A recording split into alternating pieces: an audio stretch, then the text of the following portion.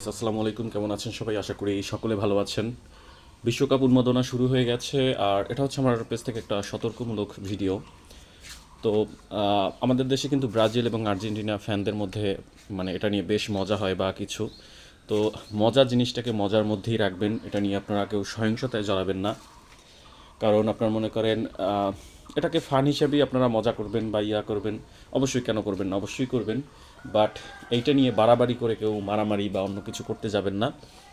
তাহলে এটা আলটিমেটলি নিজেদেরই ক্ষতি হবে, আর এটা মানে যাদের মাথা মোটা তারাই এসব করে। তো আপনারা অবশ্যই মজা করবেন, আর আপনারা বলতে পারেন যে আমার হাতে এই সেভেন আপের বোতলটা কেন? কারণ আমি আর্জেন্টিনার সমর্থক। তো সেভেন আপের এরকম একটা বোতল সাথে নিয়েই ঘুরি বিশ্বকাপ আসলেই। তো এটার ভেতরে সেভেন আপ নাই, সেভেন আপ শেষ। ভাবতেছি এটায় ফ্রিজে আর কি পানি রাখবো, ঠান্ডা পানি। তো ব্রাজিলের যারা সমর্থক আছেন তারা চাইলে আপনার মনে করেন আমার কাছ থেকে মানে ঠান্ডা পানি খেতে পারেন, কারণ সেভেন আপের বোতলে আপনার মনে করেন যাই রাখবো আপনারা সেভেন আপের ফিল পাবেন আশা করি।